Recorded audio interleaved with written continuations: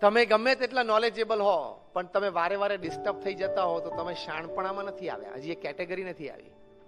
તમે દુનિયાભરના દરેક ક્ષેત્રનું નોલેજ હોય. ઘણા બધા એવા હોય છે, બહુ માહિતી હોય પાસે. ઘણા બધા પાસે 2G 3G સ્પેક્ટ્રમ રાફેલની એટલી બધી માહિતી હશે તો કદાચ જેપીસી ગોઠવાય પીએમઓમાં તો એને મેમ્બર તરીકે લેવા પડે, એટલી માહિતી હોય. પણ એની સામે કોઈ 2 વાર જોતું હોય ને તો એને પ્રશ્ન થાય, કેમ જોતો હશે, કેમ જોતો હશે? એટલું એનું મન વીક હોય. આપણે પણ જો ને ગેધરિંગમાં જઈએ ત્યારે આપણને એમ પ્રશ્ન થાય કે પેલો માણસ 3 વખત મારી સામે જોતો હતો, કેમ જોતો હશે? હવે જવાબ તમને કહું, આંખ છે ને જોવે, સિમ્પલ. તો કે 4થી ને 5મી વાર જોયું, 3 વાર જ જોયું તું, 2 વાર તો આમ જોતો તો તું વચ્ચેથી પસાર થયેલો. એટલે નાના નાના સંજોગો પરિસ્થિતિને આપણે એટલી બધી ડાઉટથી જોઈએ છે, કારણ કે આપણું mind is weak, is cheap, is mean. એટલે આપણે તરત ડિસ્ટર્બ થઈ જઈએ છીએ.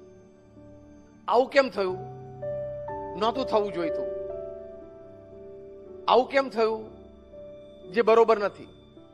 તો એ સંજોગ અને પરિસ્થિતિને આપણે સાચવતા આવડવી જોઈએ. Setbacks are part of life, failure is part of life, fall is part of life. Yes or no? Setback, failure અને ફોલ તો જીવનનો એક ક્રમ છે. અને some of the best lessons you learn from that. જીવનમાં મોટી પછડાટ ના આવી હોય તો ભગવાનને એકવાર પ્રાર્થના કરવી કે એવો સંજોગ મારા જીવનમાં આવે કે મોટી પછડાટ આવે, એવી પ્રાર્થના કરવી. આવી પ્રાર્થના તમને પૃથ્વી ઉપર કોઈ નહીં શીખવાડે, હું શીખવાડું છું. આપણને એમ જ પ્રાર્થના કરીએ છીએ, ભગવાન બધું મારું સારું થાય ને, દીકરાનું લગ્ન થઈ જાય ને, દીકરી સુખી થઈ જાય ને, છોકરો પરદેશ ભણવા જાય ને, ધંધો સારો ચાલે ને, એવી જ પ્રાર્થના કરીએ છીએ. કોઈક દિવસ તો જીગર રાખો કે ભગવાનને એકવાર કહું કે એવા સંજોગો જીવનમાં ઘડો કે પછડાટ આવે, સેટબેક આવે, ફેલિયર આવે તો જીવનની ઘણી બધી સ્પષ્ટતાઓ, વ્યક્તિઓ વિશે ઘણી બધી સ્પષ્ટતાઓ તમારા મનમાં આવશે. Setback or failure is the greatest teacher. એવા સંજોગો જીવનમાં આવે એ બહુ જ જરૂરી છે. તો વ્યક્તિ ઓળખવાની પારખ, એટલે પરખ તમારી બદલાઈ જશે. એક ક્ષમતા જુદી કક્ષાએ પહોંચી જશે. સંજોગ અને પરિસ્થિતિ તમે હેન્ડલ કરી શકશો. See, what happens with you is 10%. How you take it is 90%. જે બને છે તમારી સાથે એની તો ઇમ્પેક્ટ તમારી પર 10% છે. એ સંજોગ, એ પરિસ્થિતિને તમે કેવી રીતે જોવો છો, કેવી રીતે મૂલવો છો, તમારા જીવનમાં એ કેવી રીતે સ્વીકારો છો, એની ઉપર એનું 90% ઇમ્પેક્ટ રહેલી છે. તો એક સેટબેક કે ફેલિયર આવે. પ્રમુખ સ્વામી મહારાજને લંડનમાં ભવ્ય મંદિર કરવું હતું. ત્યાં લંડનમાં હેરો નામના એક સબબમાં અમે મોટી જગ્યા પણ લીધી. I am talking of early 90s. આજુબાજુના રેસિડન્સે અમારી સામે કેસ કર્યો, સંસ્થા સામે, કે આ લોકો અહીં મંદિર બાંધશે તો રાત્રે 12 વાગ્યા સુધી ઘંટ વાગશે ને, આરતી વાગશે ને, ઢોલ વાગશે તો અમારી પીસ એન્ડ પ્રાઇવસી ડિસ્ટર્બ થશે. એટલે 12 વાગ્યા સુધી કોઈ નથી વગાડતું, અમારે ટાઈમ નથી. અને અમે કહ્યું ભારતમાં આવો, અમારા મંદિરો જુઓ, રાત્રે 9 વાગે તો મંદિર શાંત હોય છે, થઈ જાય છે, ઠાકોરજી પોઢી જાય છે. સ્ટીલ કેસ ચાલ્યો. અને પશ્ચિમ જગતમાં કેસના ભાગરૂપે એક લીગલ પ્રોસિજર એવી પણ હોય છે કે જેને સિગ્નેચર કેમ્પેઇન કહે છે. કોર્ટ બંને પાર્ટીને કે જે અફેક્ટેડ નેબરહુડ છે એમાંથી તમે તમારી સિગ્નેચર લઈ આવો, કન્વિન્સ કરીને લોકોને. વધારે સિગ્નેચર કોણ લાવે છે? એટલે સાહજિક છે, એ લોકો લોકલ્સ હતા ને અમે ઇમિગ્રન્ટ્સ હતા, એટલે વધારે સિગ્નેચર એ લોકોને મળી.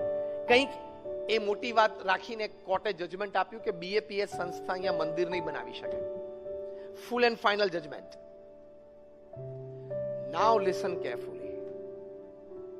પ્રમુખ સ્વામી મહારાજ બરોડામાં હતા અને લંડનથી અમારા ટ્રસ્ટી શ્રીઓએ ફોન કર્યો અને કહ્યું પ્રમુખ સ્વામી મહારાજને કે સ્વામી, આપણે કેસ હારી ગયા છીએ અને હવે આપણે ત્યાં મંદિર નહીં કરી શકીએ.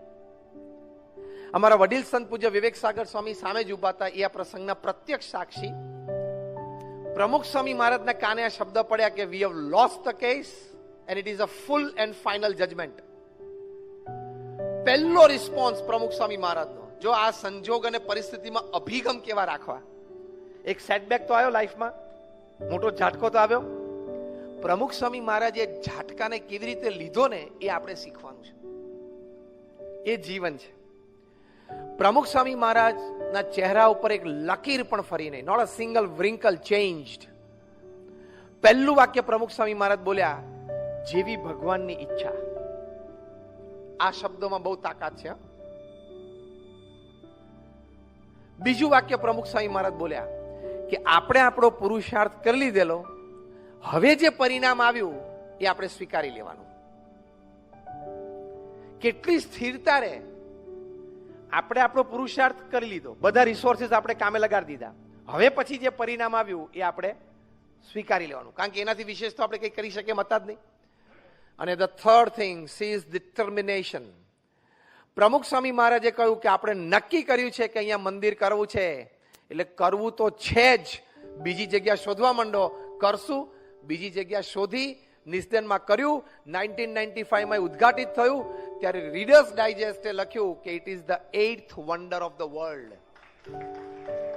તમે આજે પણ નિસ્દન જાઓ તો એ મંદિર beautiful exhibition of Indian culture, અને સમગ્ર ઇંગ્લેન્ડ દેશની એક પણ સ્કૂલ બાકી નહીં હોય જેના વિદ્યાર્થીઓએ આ મંદિરની વિઝિટ નહીં લીધી હોય. અને અત્યારે ધ 100 ટોપ આઇકોનિક બિલ્ડિંગ્સમાં એ BAPS સ્વામિનારાયણ મંદિર નિસ્દન લંડનનો સમાવેશ છે. કામ પણ એવું કર્યું, પણ આમ ડઘાઈ ન ગયા. આપણે શું થાય કે આ કેમ બન્યું, આ મુખ્ય પ્રશ્ન હોય છે. મેં કોઈનું ખોટું નથી કર્યું તોય મારી જોડે આવું કેમ બન્યું, આ મુખ્ય પ્રશ્ન હોય છે. બધા હા પાડો છો એટલે વાત તો સાચી છે ને. મેં કોઈનું ખોટું નથી કર્યું તો મારી સાથે કેમ આવું કર્યું, આ એક પ્રશ્ન. બીજો પ્રશ્ન, મેં મારી બુદ્ધિ, શક્તિ, આવડત, હોશિયારી, રિસોર્સિસ બધા કામે લગાડેલા, તો એમ મારા પ્લાનિંગ પ્રમાણે મને સક્સેસ કેમ ના મળ્યો, એ બીજો પ્રશ્ન. હું પ્રેક્ટિકલ વાત કરું છું ને, યસ ઓર નો. આ મનમાં આપણે રહે છે. પણ એક વાત સમજી રાખવાની, શ્રીમદ ભગવદ્ ગીતામાં ભગવાન શ્રી કૃષ્ણએ અર્જુનને કહ્યું, કર્મણ્યવાધિકારસ્તે મા ફલેષુ કદાચના. શું કીધું અર્જુનને? કે કર્મ કરવું એ તારો અધિકાર છે, તારું ફરજ છે, પણ પરિણામ ભગવાને કહ્યું કે હું નક્કી કરીશ. કેમ?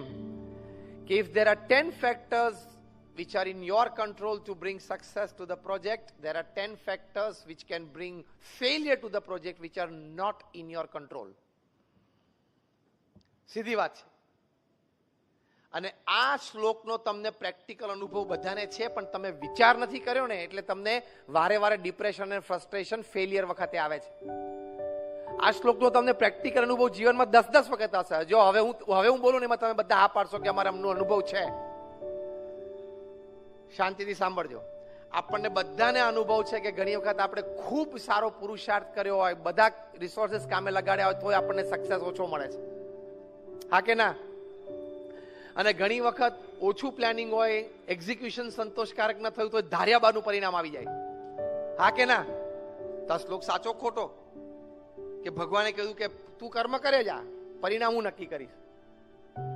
પણ આપણે એનો વિચાર નથી કર્યો.